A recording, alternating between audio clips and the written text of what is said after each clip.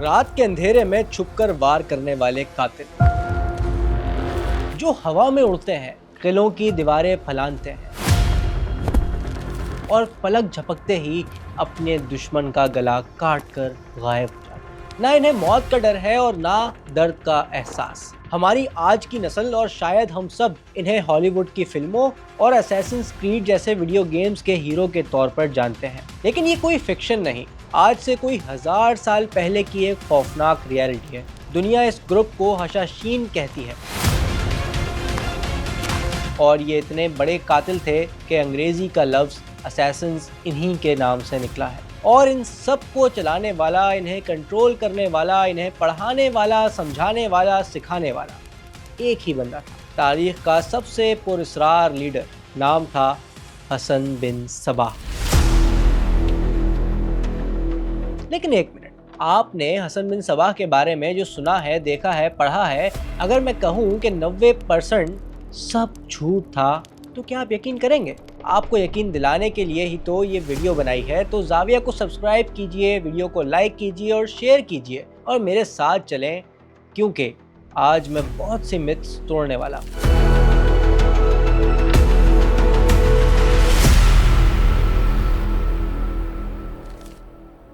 اگر آپ نے واقعی حسن بن صباح کو سمجھنا ہے تو سب سے پہلے اس کے کریکٹر کے ہاتھ سے یہ خنجر لے لیں، کیونکہ یہ بہت بات کی کہانی ہے۔ ہمیں بہت پیچھے جانا پڑے گا، سن 1050 کی دہائی میں ایران کے شہر رے میں، کہ جہاں ایک اثنائے عشری شیعہ گھرانے میں ایک لڑکا پیدا ہوا۔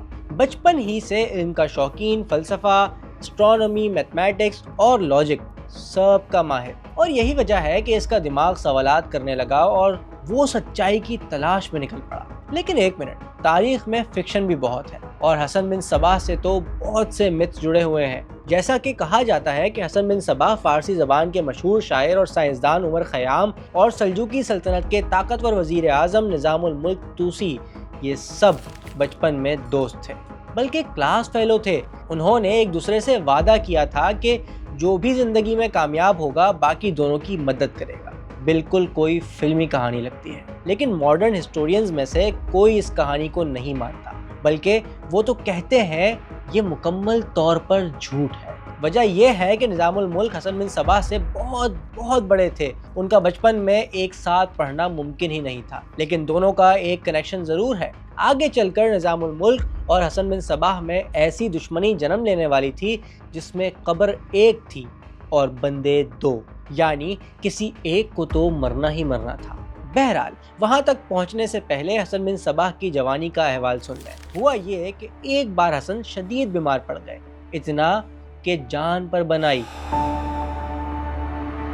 اس بیماری نے حسن بن صباح کو موت کے بہت قریب کر دیا، اور جب انسان موت کو قریب سے دیکھ لیتا ہے تو اس کی زندگی بدل جاتی ہے۔ اب حسن سوچنے لگے، یہ زندگی کیا ہے، اس کا مقصد کیا ہے، حق کیا ہے، باطل کیا ہے، اور اسی کشمکش میں ان کی ملاقات اسماعیلی مذہب کے کچھ لوگوں سے ہوئی۔ حسن کا لاجیکل دماغ اسماعیلی فلسفے سے بہت انسپائر ہوا اور اس نے اپنا عقیدہ بدل لیا۔ یہاں ایک منٹ کے لیے رک کر یہ سمجھنا بہت ضروری ہے کہ آخر یہ اسماعیلی تھے کون، کیونکہ جب تک آپ یہ نہیں سمجھیں گے آپ کو آگے کی کہانی بالکل سمجھ نہیں آئے گی۔ اسماعیلی اصل میں شیعہ اسلام کی ایک برانچ ہے جو چھٹے امام حضرت جعفر صادق کے بعد ان کے بڑے بیٹے اسماعیل کو امام مانتے ہیں۔ آج بھلے یہ ایک چھوٹی سی مائنورٹی ہے، لیکن ایک زمانہ تھا یہ شیعہ اسلام کا سب سے بڑا گروپ تھا۔ دریائے نیل سے دریائے سندھ تک اسماعیلیوں کی بڑی آبادیاں تھیں۔ مصر میں تو فاطمی خلافت کے نام سے یہ لوگ راج کرتے تھے۔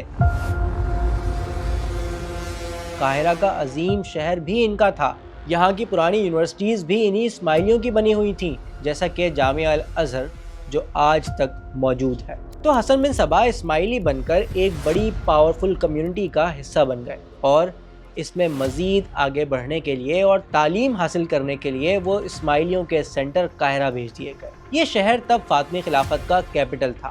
حسن کے لیے تو سمجھیں ایک ڈریم سٹی تھا، اس کے نئے مذہب کا روحانی مرکز۔ لیکن یہاں پہنچ کر اس کا خواب ٹوٹ گیا۔ اس نے دیکھا کہ فاطمی خلافت تو اندر سے کھوکھلی ہے، خلیفہ مستنصر باللہ صرف نام کا حکمران ہے، اصل طاقت تو کرپٹ وزیروں اور فوجی کمانڈروں کے ہاتھ میں ہے۔ پھر ایک اور مسئلہ، اس وقت فاطمی خلافت میں جانشینی کا وہ مشہور جھگڑا بھی شروع ہو چکا تھا جس کا ذکر ہم اپنی پچھلی ویڈیو میں بھی کر چکے ہیں۔ خلیفہ نے اپنی زندگی میں ہی اپنے سب سے بڑے بیٹے نزار کو اپنے جانشین اور اگلا امام نومینیٹ کیا تھا۔ وزیر الافضل کو ایک آزاد اور مضبوط خلیفہ نہیں چاہیے تھا، بلکہ ایک کٹ پتلی چاہیے تھی جسے وہ اپنی انگلیوں پر نچا سکے۔ اس لیے الافضل نے ایک چال چلی، نزار کو ہٹا کر خلیفہ کے سب سے چھوٹے اور ناتجربہ کار بیٹے المستعلی کو تخت پر بٹھا دیا۔ نزار نے اسے ماننے سے انکار کر دیا، بغاوت کر دی، لیکن روایات کے مطابق نزار کو ایک زندہ دیوار میں چنوا دیا گیا اور اس قتل کے ساتھ ہی پوری اسماعیلی دنیا دو حصوں میں بٹ گئی۔ ایک طرف مستعلی، وہ لوگ جو قاہرہ میں رہے اور جنہوں نے وزیر کے بٹھائے ہوئے کٹ پتلی خلیفہ مستعلی کو اپنا امام مان لیا، اور دوسرے نزاری، وہ لوگ جنہوں نے اس ناانصافی کو، جعلی حکومت کو ماننے سے انکار کر دیا۔ ان کا عقیدہ تھا کہ اصل امام نزار ہی ہے اور امامت ان کی نسل میں ہی رہے گی۔ تو نزار کے حق میں آواز اٹھانے والوں میں حسن بن صباح بھی شامل تھے، اور اس کھلی بغاوت پر انہیں پکڑ کر جیل میں ڈال دیا گیا اور پھر ہمیشہ کے لیے مصر سے نکال دیا گیا۔ اب وہ کہاں جاتے؟ واپس اپنے ملک آنے کے سوا کوئی راستہ نہیں تھا۔ حسن ایران واپس آ گئے اور اب وہ ایک طالب علم نہیں بلکہ ایک انقلابی بن کر واپس آئے تھے، اور ایک چیز ان کے ذہن میں بالکل کلیئر تھی کہ نزاری اسماعیلیوں کو اپنے سروائیول کی جنگ خود لڑنا پڑے گی۔ لیکن کیسے؟ مصر میں مستعلیوں کے حامیوں کا اقتدار تھا تو ایران میں کٹر سنی سلجوق سلطنت کا، جو اپنی سرزمین پر کسی بھی ایسے گروپ کو نہیں دیکھنا چاہتی تھی۔ حسن کے پاس نہ کوئی فوج تھی، نہ ملک تھا، نہ خزانہ، صرف تیز دماغ تھا اور کچھ جانسار، اور انہیں ضرورت تھی ایک بیس کیمپ کی، ایسی جگہ جہاں سلجوق فوج نہ پہنچ سکے۔ اور ان کی نظر پڑی شمالی ایران کے پہاڑوں میں ایک ایسی جگہ پر جو ناقابل تسخیر تھی، نام تھا الموت۔ حسن بن صباح مصر میں بھی موسٹ وانٹڈ تھے اور ایران میں بھی، اس لیے وہ تقریباً 10 سال تک ایران کے مختلف علاقوں میں چھپے رہے، سفر کرتے رہے، لوگوں سے ملتے رہے اور اپنے وفاداروں کا ایک خاموش نیٹ ورک بناتے رہے۔ لیکن انہیں اچھی طرح پتا تھا کہ یوں چھپ کر زندگی نہیں گزاری جا سکتی۔ انہیں اپنی کمیونٹی کے سروائیول کے لیے ایک بیس کیمپ چاہیے تھا، اور وہ جگہ انہیں ملی قلعہ الموت کی صورت میں۔ یہ شمالی ایران کے پہاڑوں میں چھپا ہوا ایک قلعہ تھا، سی لیول سے تقریباً 6000 فیٹ کے بلندی پر۔ اس کے نام کا مطلب تھا ایگلز نیسٹ، یعنی عقاب کا گھونسلہ۔ یہ قلعہ ایسی سیدھی چٹان پر بنا ہوا تھا کہ اس پر چڑھنا تقریباً ناممکن تھا، اور یہاں تک پہنچنے کا صرف ایک ہی تنگ اور مشکل راستہ تھا۔ کوئی بھی بڑی فوج چاہے کتنی ہی طاقتور کیوں نہ ہو، نہ خود وہاں تک پہنچ سکتی تھی اور نہ ہی سیج ویپنز اوپر لے جا سکتی تھی۔ یہ ایک پرفیکٹ جگہ تھی، ایسی جگہ جو حسن بن صباح کو لازماً چاہیے تھی۔ اس وقت قلعہ الموت میں سلجوق گورنر مہدی علوی کا راج تھا۔ وہ اس قلعے کی دیواروں کے پیچھے خود کو دنیا کا محفوظ ترین آدمی سمجھتا تھا۔ اسے یقین تھا کہ دنیا کی کوئی طاقت اس قلعے کو فتح نہیں کر سکتی، اور ٹیکنیکلی وہ بالکل ٹھیک تھا۔ کوئی فوج الموت کو فتح نہیں کر سکتی تھی، لیکن حسن بن صباح نے اسے فتح کرنے کے لیے کوئی فوج استعمال ہی نہیں کی۔ انہوں نے ایک ناقابل یقین intelligence and psychological operation launch کیا۔ اپنے بہترین اور ذہین ترین بندوں کو بھیس بدل کر قلعے کے گرد موجود علاقوں میں بھیجا۔ وہ وہاں کے لوکل سے گھل مل گئے اور آہستہ آہستہ قلعے کے اندر پہرے داروں، سپاہیوں اور ملازموں تک بھی ایکسس حاصل کر لیا۔ مہینوں تک خاموشی سے وہ ان محافظوں کا برین واش کرتے رہے، انہیں اپنے عقیدے کی تبلیغ کرتے رہے، یہاں تک کہ وہ وقت آ گیا۔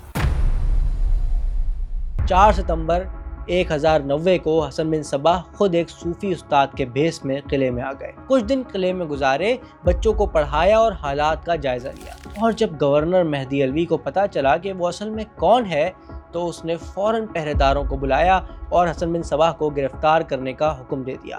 لیکن یہ کیا؟ گورنر کے حکم کے باوجود ایک بندہ اپنی جگہ سے نہیں ہلا۔ وہ چیختا رہا لیکن کسی نے حسن بن صباح پر ہاتھ نہیں اٹھایا۔ گورنر کو اندازہ ہو گیا کہ جن بندوں کو وہ تنخواہ دے کر پال رہا تھا وہ سب اندر سے حسن بن صباح کے مرید بن چکے تھے۔ قلعہ اندر سے فتح ہو چکا تھا، بغیر خون کا کوئی قطرہ بہائے۔ جی ہاں، حسن نے گورنر کو بھی قتل نہیں کیا، نہ ہی اسے قید کیا، صرف اسے ایک حکم نامہ دیا کہ وہ مقامی امیر کو جا کر کہہ دے کہ اسے 3000 سونے کے دینار ہمیں دینا ہوں گے، ورنہ اگلی باری اس کی ہوگی۔ ایک مزے کی بات بتاؤں، سن 1090 سے لے کر اگلے 35 سال تک حسن بن صباح نے اس قلعے سے ایک قدم باہر نہیں نکالا۔ وہ اسی قلعے میں رہے، ایک ہی چٹان پر بیٹھتے، کتابیں پڑھتے، اور ہاں، یہیں وہ نیٹ ورک بنایا کہ جس نے دنیا کی بڑی بڑی سلطنتوں کی نیند حرام کر دی۔ وہ نیٹ ورک کیا کرتا تھا؟ اس کا ایک ہی کام تھا، دہشت پھیلانا۔ الموت پر قبضہ کرنے کے بعد حسن بن صباح اچھی طرح جانتے تھے کہ انہوں نے شیر کے منہ میں ہاتھ دے دیا ہے۔ سلجوق اب ایک لمحے کے لیے انہیں برداشت نہیں کریں گے۔ وہ بہت پاورفل تھے، اس وقت دنیا اسلام کی سب سے پاورفل سلطنت تھے، اور اس نے فیصلہ کر لیا تھا، الموت کو کچل دیا جائے گا۔ اب سب سے بڑا سوال تھا کہ اپنی حفاظت کیسے کریں۔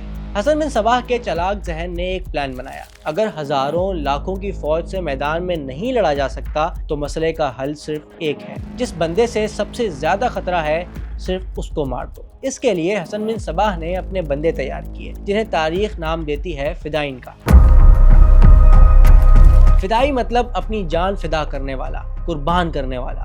سمجھیں، یہ اپنے زمانے کے انٹیلیجنس ایجنسیوں کے جاسوس تھے، بلکہ سپر اسپائی تھے، کیونکہ انہیں صرف خنجر چلانا نہیں سکھایا جاتا تھا، بلکہ انہیں مختلف زمانے، لہجے اور کلچرل نارم سکھائے جاتے تھے۔ سنی بلکہ مسیحی عقیدے بھی پڑھائے جاتے تاکہ جب وہ دشمن کے دربار میں جائیں، مسجدوں میں کوئی ان پر شک نہ کر سکے، وہ گھل مل جائے۔ فدائی بھیس بدلنے میں ماہر تھے، کبھی کسی صوفی درویش کے روپ میں، کبھی کسی عالم کے، اور ہاں، کبھی مسیحی راہب کے روپ میں۔ وہ مہینوں تک، کئی بار تو سالوں تک اپنے ٹارگٹ کے قریب رہتے، اس کا اعتماد حاصل کرتے، ٹرسٹ گین کرتے، صرف ایک مومنٹ کے لیے، اور جیسے ہی وہ مومنٹ آتا ان کا خنجر چل جاتا۔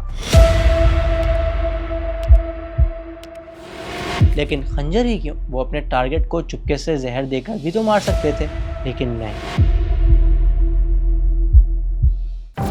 خنجر ان کی سائیکولوجیکل وارفیئر کا اہم حصہ تھا۔ فدائی کوئی قتل چھپ کر نہیں کرتے تھے، بھرے مجمع میں، دن دہاڑے، سب کے سامنے، بلکہ محفوظ ترین جگہ پر کرتے، تاکہ یہ میسج بالکل کلیئر کیا جائے کہ کچھ بھی کر لو، ہمارے ہاتھوں سے نہیں بچ سکتے۔ ان فدائین کا سب سے بڑا رول یہ تھا کہ یہ کبھی نہیں بھاگتے تھے، ان کا مشن کبھی بھی بچ کر واپس آنا ہوتا ہی نہیں تھا۔ انہیں پتا ہوتا تھا کہ جب وہ اپنے ٹارگٹ کو ختم کر دیں گے تو ساتھ ہی خود بھی مارے جائیں گے، لیکن وہ اس کے لیے خوشی خوشی تیار ہوتے تھے۔ یعنی وہ دنیا کے پہلے خودکش حملہ آور تھے، اور یہی ان کی سب سے بڑی طاقت تھی۔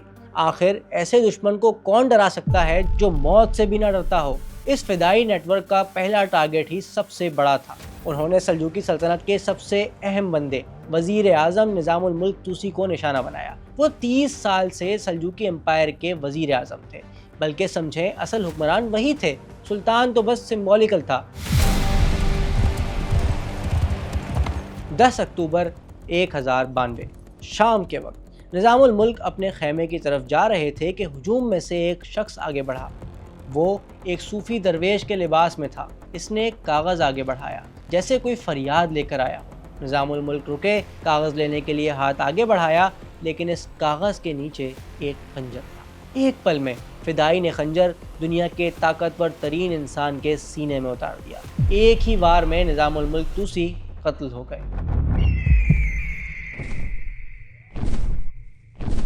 سلجوقی سلطنت کا دماغ ختم ہو گیا، اور حسن بن صباح نے بتا دیا کہ الموت کے ہاتھ کتنے لمبے ہیں، اور کوئی بھی ان کی رینج سے باہر نہیں ہو سکتا۔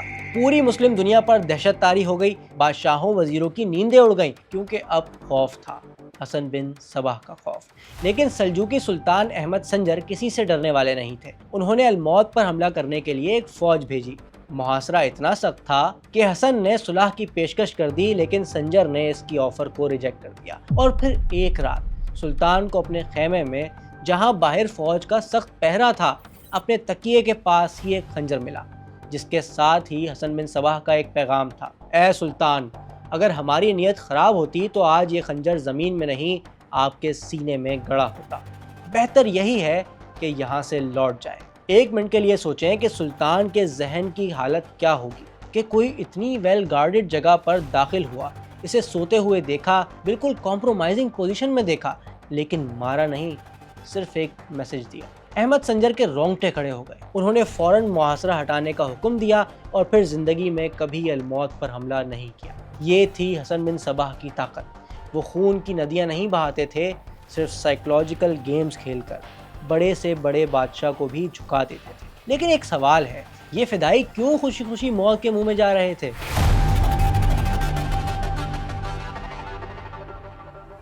جب بھی حشاشین کا ذکر آتا ہے تو ذہن میں ایک خاص تصویر ابھرتی ہے، ایسی تصویر جو سنی اور شیعہ ہسٹورینز نے لکھی ہے، وہ جو یورپ کے مشہور سیاح مارکو پولو نے اپنی کتاب میں لکھا ہے، جسے آج تک فلموں نے، ویڈیو گیمز نے زندہ رکھا ہوا ہے۔ وہ تصویر ہے جنت کی۔ مارکو پولو نے لکھا تھا کہ حسن بن صباح نے قلعہ الموت کے اندر ایک خفیہ اور بہت ہی خوبصورت باغ بنا رکھا تھا۔ اس میں دودھ، شہد اور شراب کی نہریں تھیں اور دنیا کی خوبصورت ترین لڑکیاں بھی موجود تھیں۔ حسن بن صباح اپنے چنے ہوئے لڑکوں کو حشیش پلاتا، جس سے وہ گہری نیند سو جاتے اور انہیں اس باغ میں لے جایا جاتا، جہاں ان کی آنکھ کھلتی تو انہیں لگتا کہ وہ جنت میں آ گئے ہیں۔ کچھ دن وہاں گزارنے کے بعد انہیں دوبارہ نشہ دے کر واپس لایا جاتا۔ اب یہ نوجوان ہر قیمت پر جنت میں واپس جانا چاہتے، جس پر حسن بن صباح کہتے، فلاں بندے کو قتل کر دو، مارے گئے تو فرشتے سیدھا اس جنت میں لے جائیں گے۔ یہ کہانی ایک دم پرفیکٹ ہے، کسی بھی ہالی ووڈ بلاک بسٹر کے لیے پکی پکائی سٹوری۔ لیکن کیا یہ سچ ہے؟ ڈاکٹر فرحات دفتری جیسے ہسٹورینز کہتے ہیں بالکل نہیں۔ مارکو پولو نے یہ کہانی 13ویں صدی کے آخر میں لکھی تھی، بلکہ مارکو پولو تو کبھی قلعہ الموت کے اندر بھی نہیں گیا۔ وہ تو اس علاقے سے تب گزرا تھا جب منگولوں کے ہاتھوں الموت کی تباہی کو بھی کئی دہائیاں گزر چکی تھیں۔ الموت صرف ایک کھنڈر تھا۔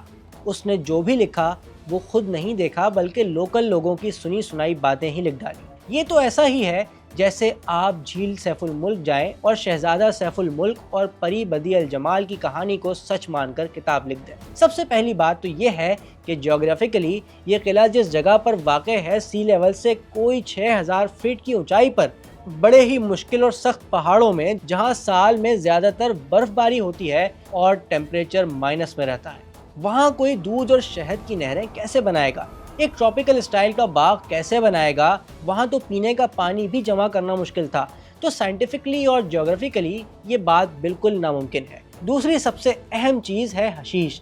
یہ تو سب مانتے ہیں کہ ایک فدائی کو اپنا مشن پورا کرنے کے لیے مہینوں بلکہ کبھی کبھی تو سالوں تک دشمن کے قریب رہنا پڑتا، کبھی ان کی فوج میں، کبھی مسجدوں میں، کبھی درباروں میں۔ یہاں تو کمال کا صبر چاہیے، غیر معمولی ذہانت چاہیے اور سب سے بڑھ کر ہر وقت الرٹ رہنے کی ضرورت ہے۔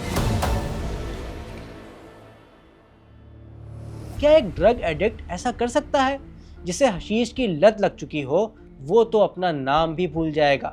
وہ اتنے مشکل انٹیلیجنس آپریشن کیسے کرے گا؟ اس کے لیے تو بہت زیادہ ڈسپلن چاہیے۔ تو یہ اسیسنز کا لفظ کہاں سے آیا؟ یہ لفظ حشاشین سے بالکل نہیں نکلا، بلکہ یہ نکلا ہے اساسیون سے، یعنی اساس پر چلنے والے، یا وہ لوگ جو اپنے عقیدے کی اصلی بنیاد پر قائم ہیں۔ لیکن دشمنوں نے اس نام کو بگاڑ کر حشاشین کہنا شروع کر دیا، کیونکہ یہ ایک ڈیروگیٹری ٹرم تھی، ایک گالی تھی۔ اور جب یورپ سے کروسیڈرز آئے، یہاں قبضہ جما کر بیٹھ گئے، تو انہوں نے بھی لوکل سے یہ گالی سنی اور اسے سچ سمجھ لیا، اور یہ لفظ اپنی زبان میں شامل کر لیا، جو پہلے لیٹن اور پھر انگلش میں اسیسن بن گیا، یعنی وہ بندہ جو سیاسی قتل کرے۔ تو یہ مت تو یہیں دم توڑ جاتا ہے۔ بلکہ ایک واقعہ سنتے جائیں۔ حسن بن صباح ایک بہت سخت اصول پسند اور مذہبی انسان تھے۔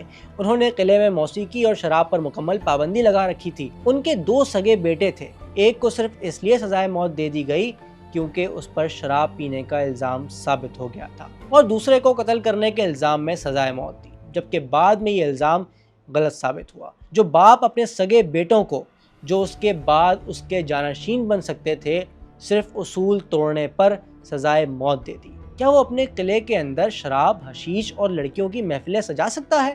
یہ الزام عقل کے ہر پیمانے پر جھوٹا ثابت ہوتا ہے۔ تو پھر یہ جھوٹ، یہ افسانہ اتنا مشہور کیوں ہے؟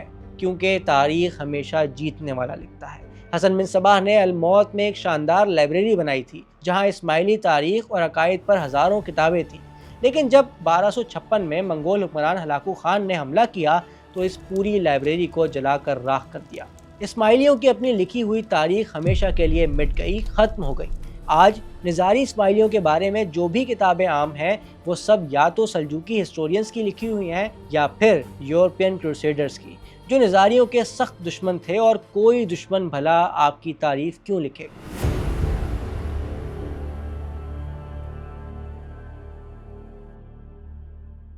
مئی 1124، قلعہ الموت کے اندر ایک خاموشی چھائی ہوئی ہے۔ وہ شخص جس نے خنجروں سے دنیا پر حکمرانی کی، جس کے ایک اشارے پر خون کی ندیاں بہہ جاتی تھیں، آج خود موت کے بستر پر پڑا ہے۔ دنیا کے بڑے بڑے بادشاہ جن کے پاس لاکھوں کی فوجیں تھیں، وہ فدائین کے ہاتھوں بے دردی سے مارے گئے۔ لیکن حسن بن صباح، جسے مارنے کے لیے آدھی دنیا بے تاب تھی، 35 سال ایک ہی قلعے میں رہنے کے بعد 74 سال کی عمر میں اپنے بستر پر سکون کی موت مرے۔ کسی دشمن کی کوئی تلوار ان کے قریب بھی نہیں پہنچ سکی، لیکن مرنے سے پہلے انہوں نے اپنی زندگی کا آخری کام ضرور کیا۔ اس دور میں رواج تھا کہ بادشاہ یا لیڈر کے مرنے کے بعد اپنے بیٹے، بھائی یا کسی رشتہ دار کو اپنی جگہ بٹھا کر جاتے، لیکن حسن بن صباح کے تو دونوں بیٹے خود انہی کے حکم سے مارے جا چکے تھے۔ اب جانشین کون بنتا؟ تو حسن نے کسی رشتہ دار کو نہیں، اپنے سے قابل اور بہادر کمانڈر کیا بزرگ امید کو الموت کا اگلا حکمران بنا دیا۔ انہوں نے ثابت کر دیا کہ ان کے لیے مشن اور تحریک اپنی ذات اور اپنے خاندان سے کہیں زیادہ بڑی ہے۔ حسن بن صباح دنیا سے چلے گئے، لیکن پیچھے ایک سوال چھوڑ گئے جس پر دنیا آج بھی ڈیوائیڈڈ ہے۔ کون تھا وہ؟ ایک دہشت گرد، ایک صوفی، ایک ماسٹر مائنڈ؟ اس کا جواب ڈیپینڈ کرتا ہے اس بات پر کہ آپ تاریخ کے کس طرف کھڑے ہیں۔ اگر آپ سلجوق وزیر ہیں یا یورپ کے کروسیڈرز ہیں، تو آپ کے لیے حسن بن صباح ایک ظالم دہشت گرد تھا جس نے مڈل ایسٹ میں انسٹیبلٹی پیدا کی اور اسیسینیشن کو ایک انڈسٹری بنا دیا۔ لیکن اگر آپ ایک نظاری اسماعیلی ہیں جو چاروں طرف سے دشمنوں میں پھنسا ہوا ہے، جسے کافر کہہ کر مارا جا رہا ہے، جس کے پاس سروائیول کا کوئی راستہ نہیں، تو حسن بن صباح آپ کے لیے ایک نجات دہندہ ہے، ایک سیویئر ہے، ایک ایسا بندہ جس نے آپ کو مٹنے سے بچایا، آپ کی آئیڈینٹی کو بچایا، عقیدے کو بچایا، اور دشمن کے دل میں وہ خوف پیدا کیا جس نے نظاری کمیونٹی کو صدیوں تک زندہ رکھا۔ تاریخ حسن بن صباح کو جو بھی نام دے، اس حقیقت سے کوئی انکار نہیں کر سکتا کہ وہ ایک ایکسٹرا آرڈنری جینیس آدمی تھے، اپنے وقت سے صدیوں آگے کی سوچ رکھنے والا بندہ، جنہوں نے بتایا کہ خود سے بہت بڑی طاقت کو کیسے ہرایا جا سکتا ہے، جنہوں نے ثابت کیا کہ خوف توپ اور تلوار سے کہیں زیادہ خطرناک ہتھیار ہے، جنہوں نے دکھایا کہ جب کسی مائنورٹی کو دیوار سے لگایا جائے تو اس کی آئیڈیولوجیکل کنوکشن دنیا کی کسی بھی فوج سے زیادہ خطرناک ثابت ہو سکتی ہے۔ حسن بن صباح کے جانے کے تقریباً 135 سال بعد منگولوں نے الموت کا قلعہ تباہ کر دیا، اسماعیلیوں کو انڈر گراؤنڈ جانے پر مجبور کر دیا۔ قلعہ الموت تو ختم ہو گیا، لیکن حسن بن صباح کا بنایا گیا وہ نفسیاتی قلعہ جو ان کے پیروکاروں اور دشمنوں کے دماغوں میں تھا، وہ آج بھی تاریخ کی کتابوں، فلموں اور ہماری یادوں میں زندہ ہے۔ اور ہاں، حسن بن صباح کی کہانی ہمیں یہ بھی سکھاتی ہے کہ تاریخ کبھی بلیک اینڈ وائٹ نہیں ہوتی، یہ گرے ایریاز سے بھری ہوئی ہوتی ہے، اور جب ہم ان گرے ایریاز کو سمجھتے ہیں تبھی اصل تاریخ کو سمجھ پاتے ہیں۔ آپ کا فیصلہ کیا ہے؟ حسن بن صباح تاریخ کا سب سے بڑا ماسٹر مائنڈ تھا یا سب سے بڑا ولن؟ کامنٹس میں ضرور بتائیں۔